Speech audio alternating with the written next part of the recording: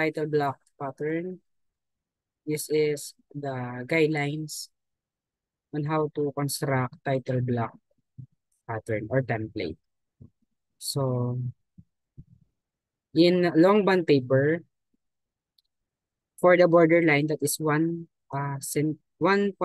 centimeter or 1 centimeter, all sides, okay, vertical and horizontal. So, mula dun sa mismong edge ng bond paper, meron tayong distance na 1 centimeter.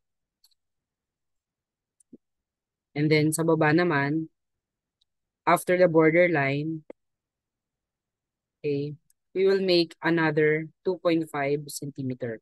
Okay, 2.5 centimeter. So meaning to say, yung nasa baba, this is 1 centimeter.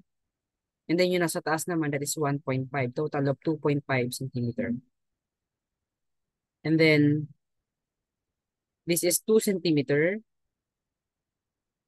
8 centimeter,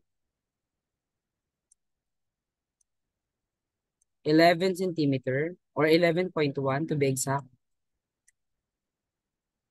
8 centimeter, and then another 2 centimeter. Now, para makuha natin yung gitna, pwede nating unahin yung magkabilang gilid. So, let's say, this is 2 centimeter, yung first line na to, first column, and then sa kabilang side naman, another 2 centimeter, and then followed by 8 centimeter, and then sa kabilang side naman, another 8 centimeter. And then yung remaining sa gitna, yun yung i-divide natin sa tatlo para dun sa pinaka-column sa baba. Division. For date started, date due, and date finish. So, 11 or 11.1 divided by 3, that is 3.6 centimeter.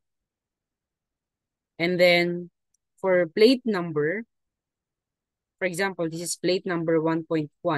So, yung height ng number, that is 1.0 centimeter or 1 centimeter din po yan.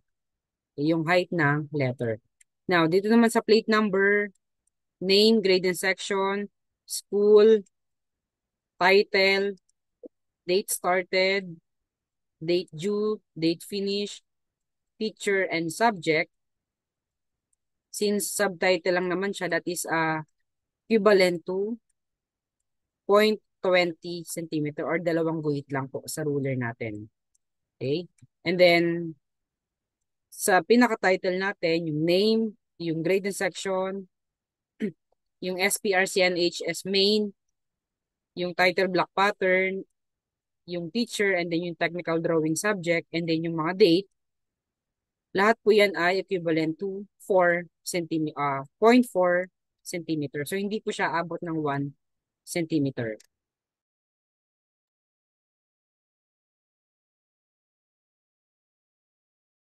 And then, in constructing title block, always use uppercase lettering, engineering lettering, single stroke Gothic lettering.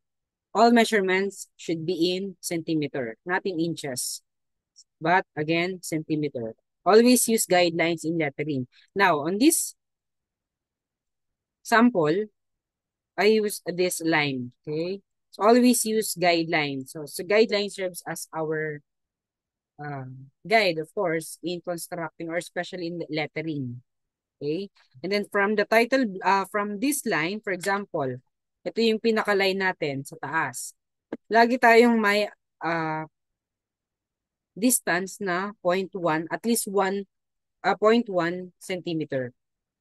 Okay, isang guhit bago po magsulat ng mismong subtitle.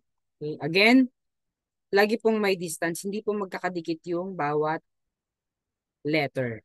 So, lagi po siyang may distance. Sa baba rin po, laging may distance. For example, sa subject, yung sa line na to, yung pinakamakapal na line na yan, merong additional 0.1 centimeter para dun sa word na subject. And then another thing, after ng subject, para naman dun sa title, another 1 or 0.1 centimeter or isang guhit bago po sa mismong title. And then another thing, Observe cleanliness and orderliness, neatness sa paggawa ng title block. Kasi ito rin po yung tinitingnan natin aside from the content. The presentation of your title block. Okay. Again, for subtitle, 0.20 centimeter. For title itself, name, teacher, date, schools, and subject, the height of the letter is 0.40 centimeter. Okay, this is the sample.